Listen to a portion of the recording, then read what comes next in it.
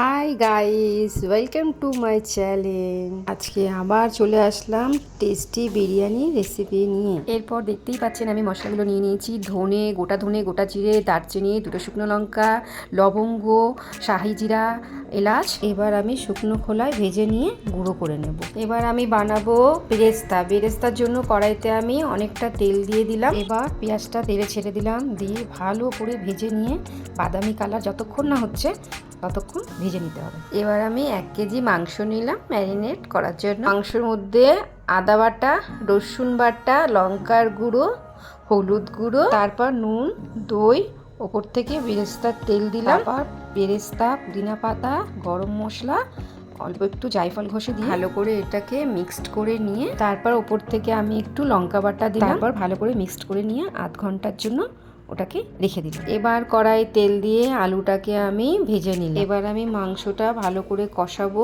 40 minute ধরে। তারপর আলুগুলো মাংসের মধ্যে দিয়ে ভালো করে কষিয়ে নিতে হবে। এবার আমি রাইসটা বানানোর জন্য গরম জল বসিয়েছি। জলটা যখন হালকা ফুটে উঠবে, এলাচ, লবঙ্গ, পুদিনা পাতা দিয়ে ভালো করে ফুটিয়ে নিতে হবে। এবার আমি জলটা ভালো করে ফুটে গেলে রাইসটা দিয়ে দেবো। রাইসটা দিয়ে দেওয়ার পর এবার আমি লেবুর রসটা ওপর থেকে দিয়ে দিলাম। রাইসটা যতক্ষণ হবে এবার আমরা মাংসটা ভালো করে নাড়িয়ে নেব। রাইসটা এবার হয়ে গেছে, আমি এবার নামিয়ে নেব। তারপর এখানে দুধ নিলাম, দুধের মধ্যে রং, কেওড়া জল, গোলাপ জল দিয়ে মিক্সড করে তারপর হাঁড়ির মধ্যে ঘি দিয়ে হাঁড়িটা ভালো করে গরম করে নিলাম।